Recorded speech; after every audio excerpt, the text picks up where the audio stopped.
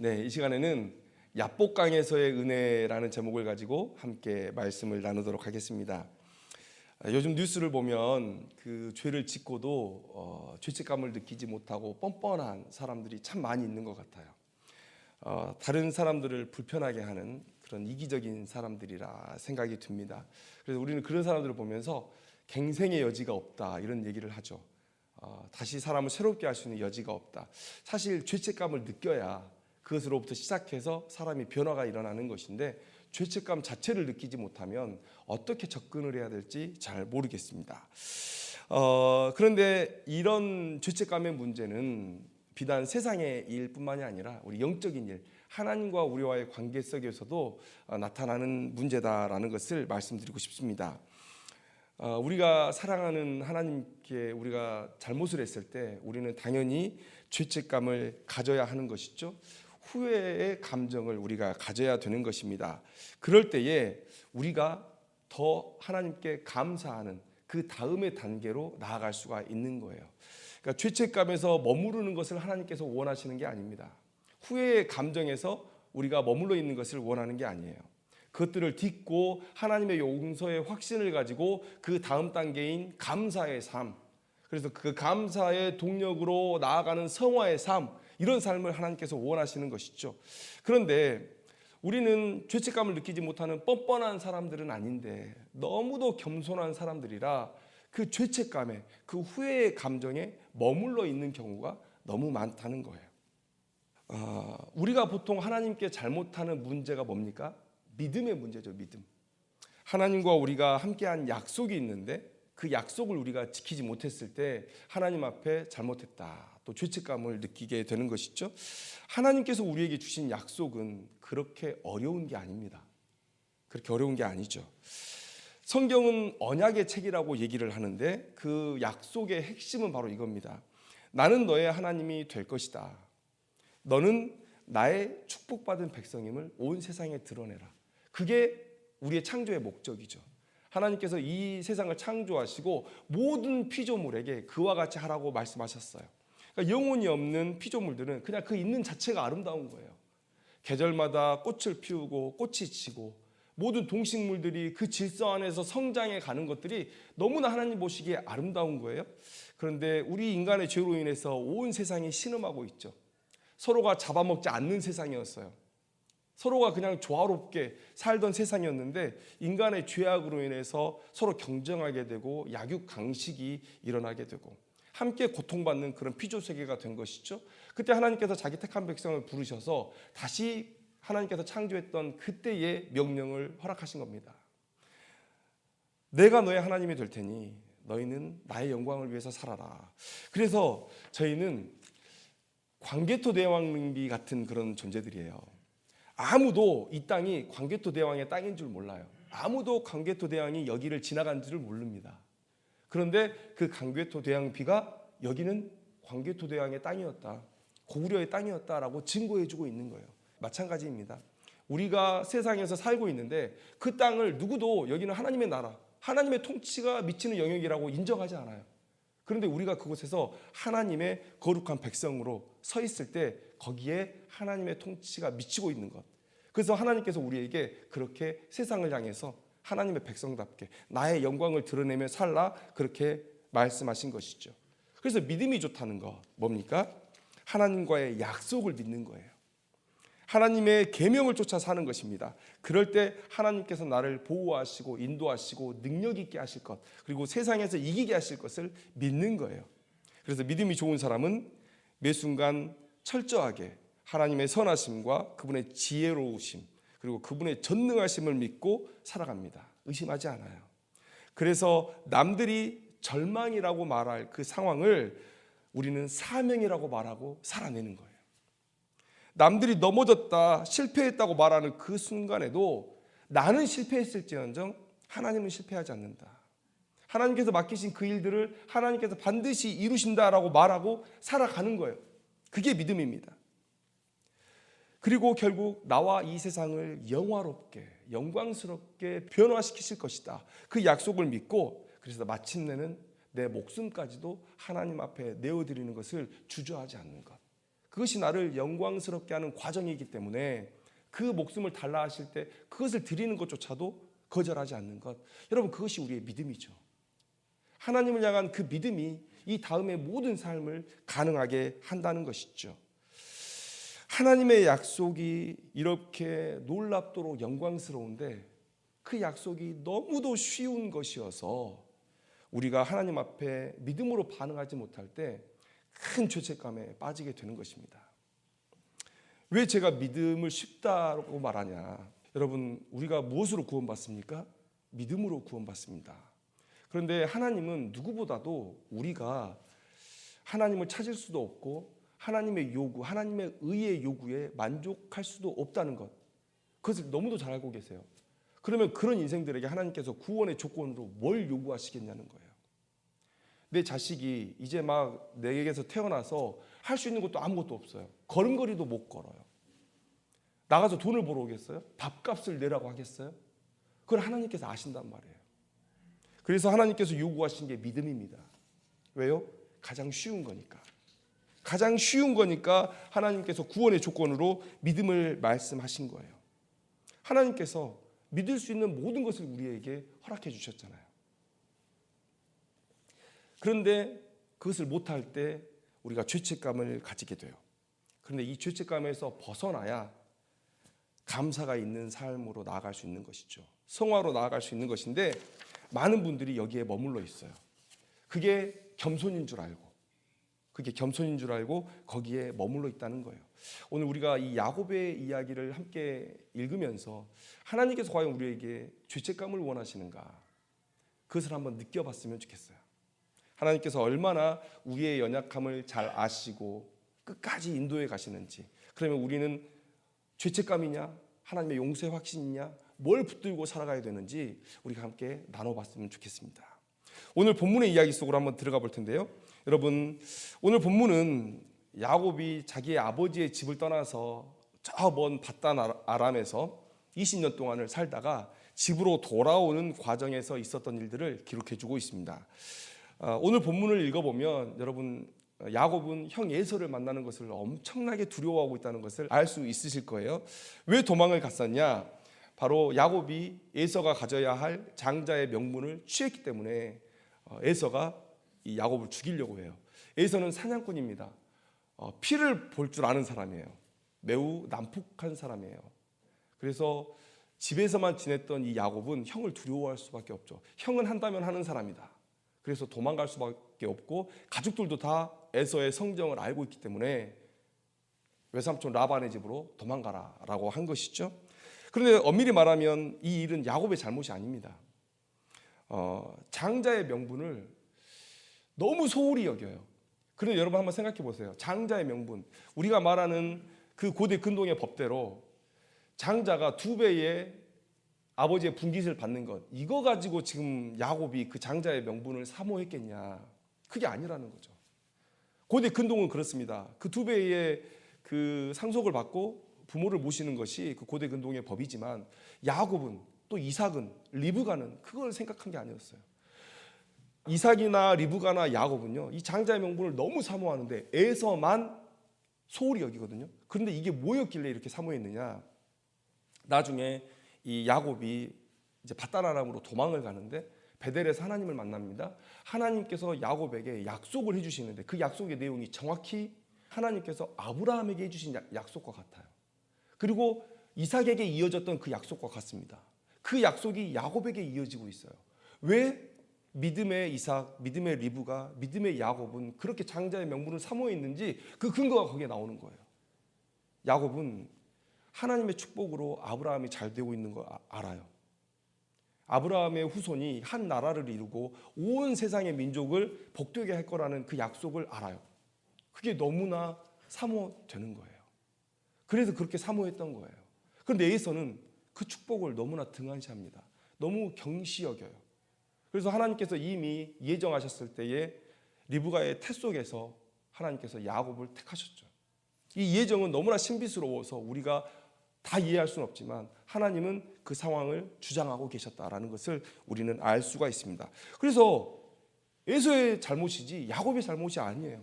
그런데 에서의 성정 때문에 이 야곱이 떠나게 됩니다. 그런데 돌아오려고 하니 궁금한 거죠. 형의 화가 풀렸을까? 형의 화가 풀렸을까? 그런데 소식이 들려오는데 형 에서가 400명의 장정을 몰고 자기를 맞이하러 온다는 거예요. 아니, 형과 동생이 만나는데 굳이 400명의 장정이 왜 필요합니까? 명백히 그 상황에서는 에서의 화가 풀리지 않았고 이 야곱을 죽이고 싶은 거예요. 그 분노가 아직 그 안에 남아있는 거예요. 에서도 지금 20년 동안 어떻게 변했을지 모르는데 자기도 야곱과 맞설 수 있는 병력을 가지고 지금 야곱을 쫓아가는 거죠. 그러니까 야곱이 느낍니다. 아, 형의 화가 풀리지 않았구나. 두려움이 더 커집니다. 그래서 지금 자기의 모든 소유를 또 자기의 모든 가족을 야복강을 건너서 먼저 보내고 지금 그 야복강가에 홀로 남아서 건너기 전에 그 야복강가에 홀로 남아서 지금 하나님과 씨름하고 있다는 거예요. 오늘 사람으로 묘사되어 있지만 내용을 보시면 하나님입니다. 하나님. 네 이름이 무엇이냐?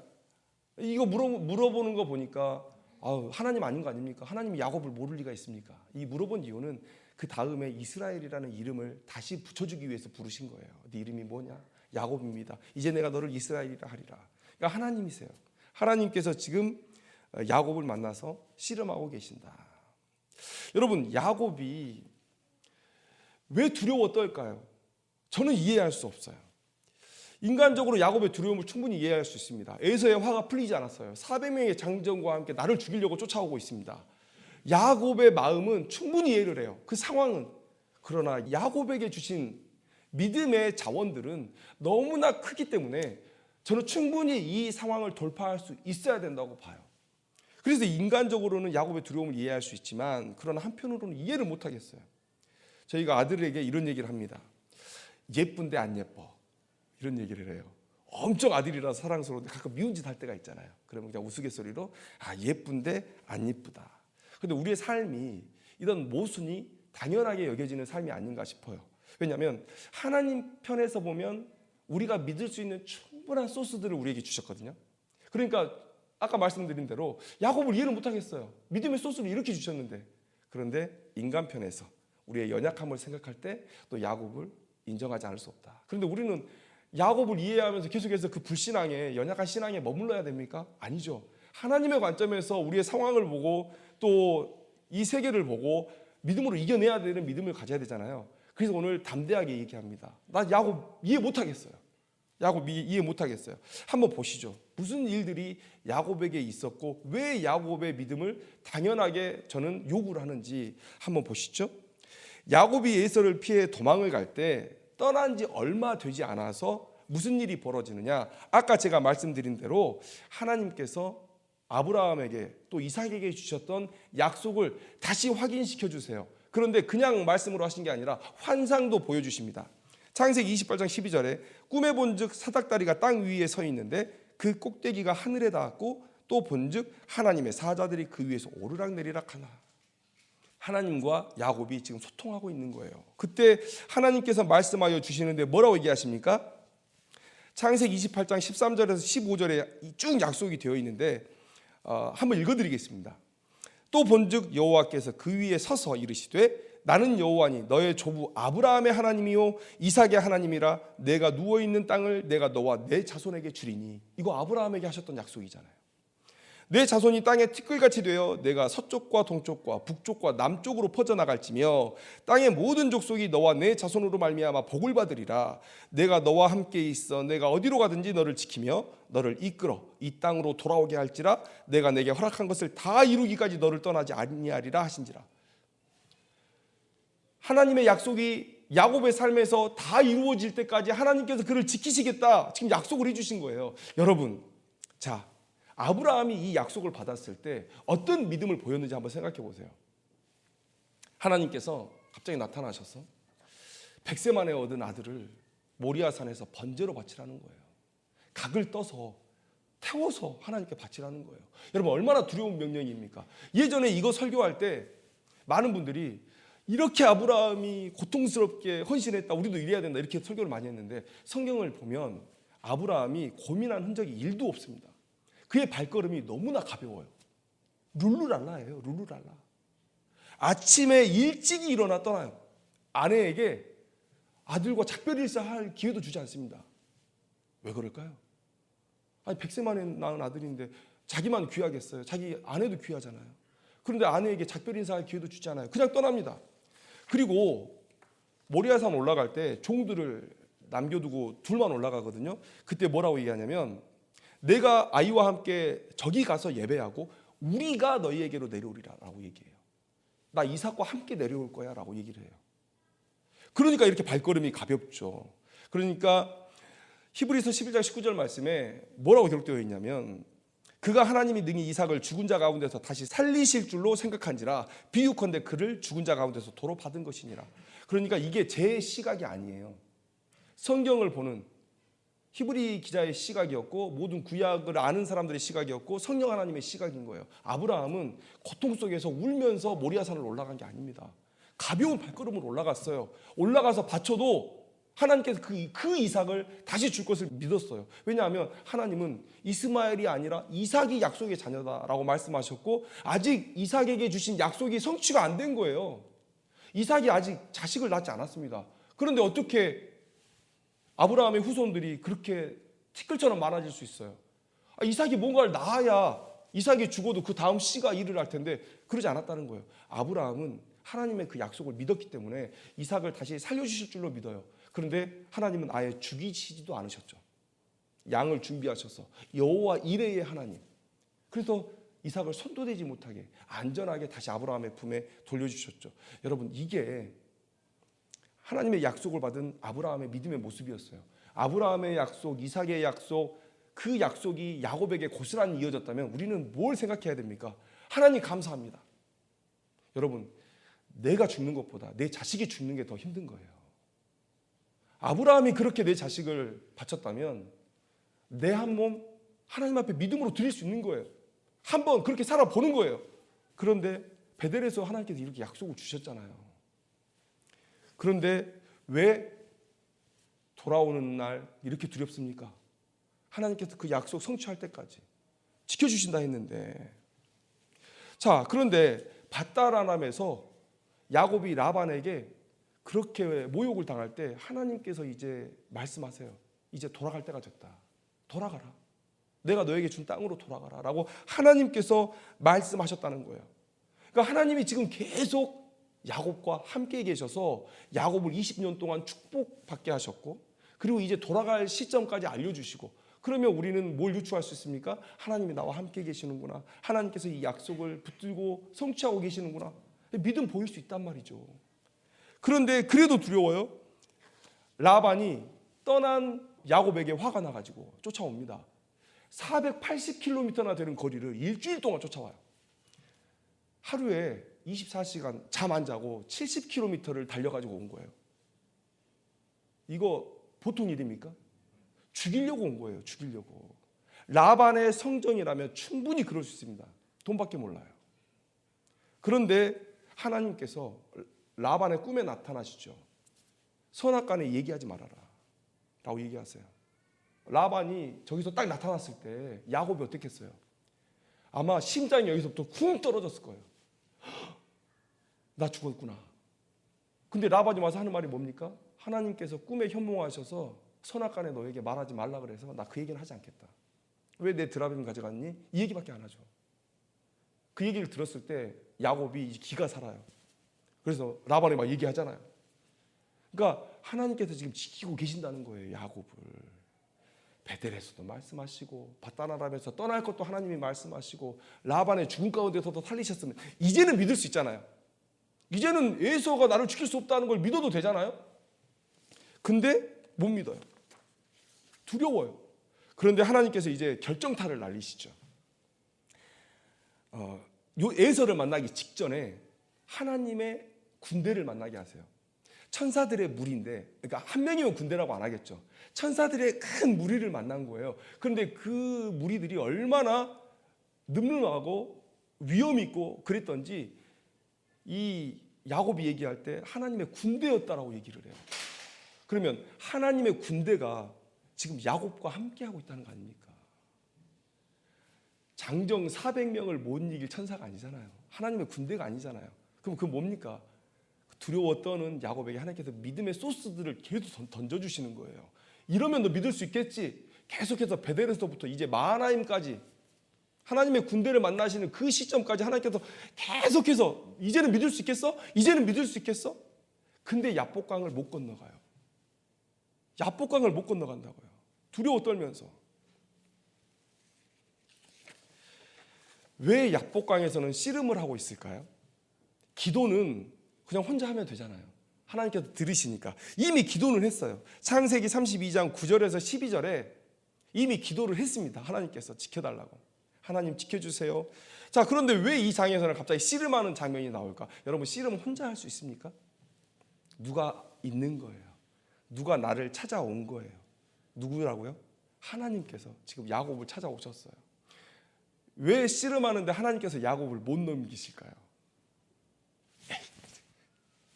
제가 아들하고 씨름하는데 지금도 제가 우리 아들 이깁니다. 허약해요. 근데 하나님이 왜 야곱을 못 넘기세요? 안 넘기는 거죠. 밤이 새도록 안 넘기는 거죠. 져주시는 거예요. 이 야복강에서의 하나님의 은혜는 뭡니까? 믿지 못하는 야곱에게 이제 하나님께서 직접 오신 거예요. 말로 해서 보여줘서 내 사자를 보내도 안 되니까 하나님께서 직접 오신 거라고요. 하나님께서 오셨는데 하나님께서 다 하셨어요. 하나님께서 다 하셨어. 여러분, 씨름하고 야곱의 그 둔부 이거를 위골이 되게 하셔서 절개하셨잖아요. 그것도 하나님께서 하셨고, 그 다음에 33장 1절 말씀을 보세요. 야곱이 눈을 들어보니 에서가 400명의 장정을 거느리고 오고 있는지라. 기도 끝났는데 바로 에서가 와요. 그러니까 에서를 만나기 직전까지 하나님께서 하신 거예요. 야곱의 모든 상황을 만들어 주신 거예요. 에서의 마음도 바꾸신 거예요. 하나님께서 다 하신 거예요. 그러니까 제가 아까 말씀드렸잖아요. 야곱, 나 이해 못하겠다. 이렇게 하나님께서 믿으라고 약속을 주시고 보여주시고 직접 오셔서 씨름까지 하시고 모든 상황을 만들어 주셨는데 왜 그때까지도 에서를 두려워하는가? 왜 에서를 두려워하는가? 여러분, 그래서 제가 말씀드리는 거예요. 다 하나님께서 하셨다. 여러분, 제가 이렇게 살면서 나이를 한 살 한 살 먹어가는데 하나님께 참 죄스러운 마음을 안고 살아갑니다. 어떤 것 때문에 그러냐면 살면서 계속 한 살 한 살 먹으면서 나도 별로 다를 게 없는 인간이구나 라는 생각을 계속해요. 젊었을 때는 이게 잘못이라고 비판도 했었어요. 이렇게 하면 안 되는 거 아닙니까? 교회에서도 비판도 해봤고. 근데 그게 지금 보니까 잘하고 있는 모습이어서 그것을 참는 게 아니에요. 잘못된 모습이에요. 그런데 내 비판의 강도가 줄어들고 제 비판의 이 날이 무뎌지고 있더라고요. 왜요? 살아보니까 나도 인간적인 연약함에 그렇게 넘어지고 있는 거예요. 그러니까 그런 모습에 동정하고 그래, 나도 별반 다를 게 없어. 나도 이런 세상에 적응하면서 살아가야지. 이러고 살고 있는 거예요. 이렇게 살고 있는 거예요. 분명히 영적으로 퇴보하고 있는데 우리는 이걸 적응이라고 말해요. 적응해야 살지. 하나님은 그 죄라고, 그 타락이라고, 그 타협이라고, 그 퇴보라고 얘기하는데 적응이라고 얘기해요. 그리고 하나님의 음성을 안 들으려고 하고 돌아서려고 하고 하나님의 말씀이 내 마음 가운데 울릴 때 자꾸만 이 말씀을 하나님의 음성으로 받는 게 아니라 자꾸만 나를 변호하기 위해서 이 말씀을 사용하는 거예요. 거룩하라는 하나님의 명령을 뒤로하고 세상과 닮은 모습으로 세상에 조금씩 다가가고 있더라고요. 어떤 때는 그것을 무능이라고 말하면서 나를 조금 위로할 때도 있지만 어떨 때는 사정없이 나를 향해서 그건 악이야라고 말을 해요. 그런데도 살아가고 있더라. 바울을 떠나버리고 사명을 떠나버린 데마처럼 그렇게 세상을 향해서 나가버리고 또 예수님을 배반한 가룟 유다처럼 돈 좋다고 또 그렇게 하나님의 자리를 떠나버리고 그런데 그걸 적응이라고 말하고 그렇게 하나님 앞에 믿음을 보이지 못하고 있더라. 그런데 하나님께서 내게 주신 믿음의 소스들이, 믿음의 자원들이 작은 것이어서 제가 하나님 앞에 불신을 보이는 건 아니에요. 기도하러 들어가고 과거를 돌아보면 다 하나님의 은혜란 말이에요.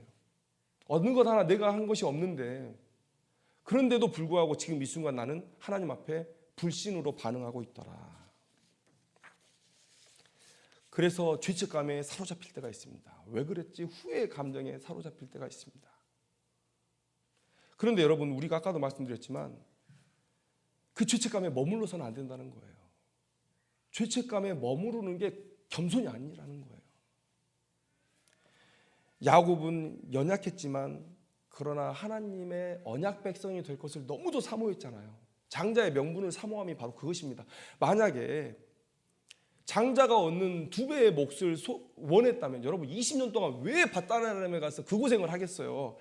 형님, 저 이거 포기할 테니까 저 여기서 아버지 밑에서 편하게 좀 살게 해주세요. 그게 낫지 않겠습니까? 근데 20년 동안 왜 그렇게 고생하죠? 하나님의 장자의 명분, 그 언약 백성됨을 사모했기 때문에. 야곱처럼 하나님의 백성으로서의 정체성을 붙들었을 때 끝까지 용서하시고 우리를 인도하시고, 우리가 실패할 때 아예 나타나셔서 우리의 손을 잡고 끌고 가실, 우리가 하나님을 믿고 죄책감, 후회를 갖지만 그것을 딛고 일어나서 용서의 확신, 그리고 그 다음에 감사와 거룩한 성화의 삶으로 나아가야 되는 것이 옳지 않겠느냐. 여러분, 야곱의 삶을 보면서 믿음의 조상이지만 자, 그의 약한 부분은 약했다고 얘기하자고요. 너무나 약했잖아요. 이렇게 약속을 보여주셨는데, 그런데 우리 또한 그런 연약함 속에서 오늘을 살아가고 있다. 그런데 하나님께서 야복강에서 야곱을 책망하신 게 아니에요. 야복강에 나타나가지고 야, 너 여기 꿇어 앉아봐 너. 그리고 너 내가 지금 이렇게 해줬는데 너 왜 못 믿는 거니? 야, 너 저 고개 좀 들어봐, 나를 좀 봐봐. 이렇게 하신 게 아니라는 거죠. 아무 말씀 안 하시고 씨름하시는데 져주고 계신 거예요. 얼마나 하나님의 축복을 사모하는지 야곱을 시험하시면서 계속 이렇게 고생하시면서 결국 져주신 거 아니에요? 책망하지 않으신 하나님, 여러분 용서의 확신을 가졌으면 좋겠어요. 우리의 죄보다 하나님의 사랑이, 예수 그리스도의 보혈이 훨씬 더 넓고 깊게 우리를 드리우고 있다는 사실 우리가 가졌으면 좋겠습니다. 오늘 야곱을 이끄신 하나님을 우리가 깊이 있게 묵상했으면 좋겠어요. 실패의 죄책감을 이겨내기를 소망합니다. 100번이고 1000번이고 하나님께 나아와서 야복강에서의 그 은혜를 경험하면서 이 생명이 다할 때까지 저 다시 일어나겠습니다 하나님, 이 말을 하나님 앞에 올려드렸으면 좋겠어요. 그것이 사탄 마귀에게 가장 큰 일격이 될 것입니다. 그리고 하나님께 가장 큰 영광이 될 것입니다. 같이 기도하겠습니다.